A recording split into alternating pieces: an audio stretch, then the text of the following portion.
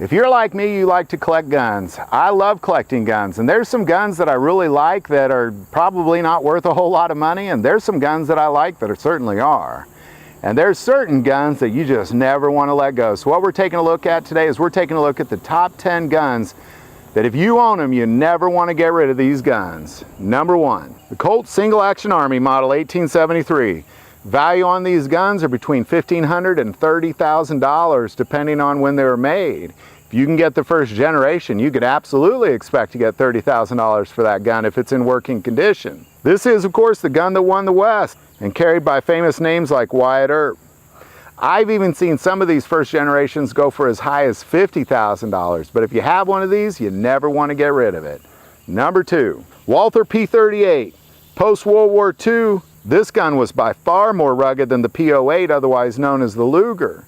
This gun was carried by West German border police, so it was a huge advancement in firearms. If you still have one of these earlier models, you can expect to get between $800 and $3,000 for this gun. Number 3, the M1 Garand. Firing the massive 30-06, this rifle is estimated between $1,000 and $6,000. This is what General George Patton referred to as the greatest battle implement ever devised. Now, of course, tens of thousands of these were sent to Korea during the Korean War, and Obama had banned imports on these, so that's really a lot of why, even though they're made in America, we're needing to import them in order to get a good number here, but he did ban them. And as a result, prices of these has absolutely skyrocketed. Number 4, the FN Browning High Power. Prices range between $800 and $3,000. Now, Browning designed this gun around 1926, but it didn't take hold until 1934 in Belgium by Fabrique Nationale. And that's why I recommend you get the FN specifically if you're going to make it really a collector that has some value, because FN was the first one to produce these. Number 5, the Colt Detective Special. Price ranges between $650 and $1,800. This is a 38 Special that was by far the most popular police sidearm in the 1950s, 60s, 70s, and 80s.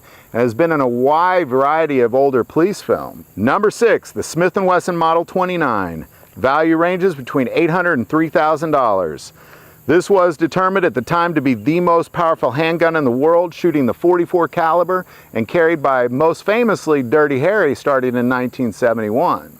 Number 7, pre-World War II to World War II Colt 1911s, and I'm also going to put the Remingtons on there as well, because as World War II fired up, Colt was not able to produce the numbers that the military needed, so Remington stepped in, as well as a couple other smaller numbers from different manufacturers, and Remington did a great job on this weapon as well. So if you can get the pre-World War II or World War II 1911, price ranges between $600 and $3,000. Invented, of course, by John Browning for Colt, this was the U.S. service pistol until 1984 when it was replaced by the Beretta 92.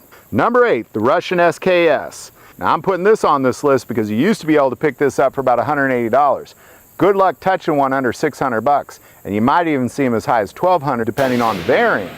And they're only going to go up from there. Every year it seems like somebody's putting another $100 bill on the price tag of these. Primarily because this might quite possibly be the most durable rifle that Russia has ever made. With a milled receiver and the very rare malfunction, this is a phenomenal rifle, and again, it's only going to go up in price. Number 9, the Russian Dragunov.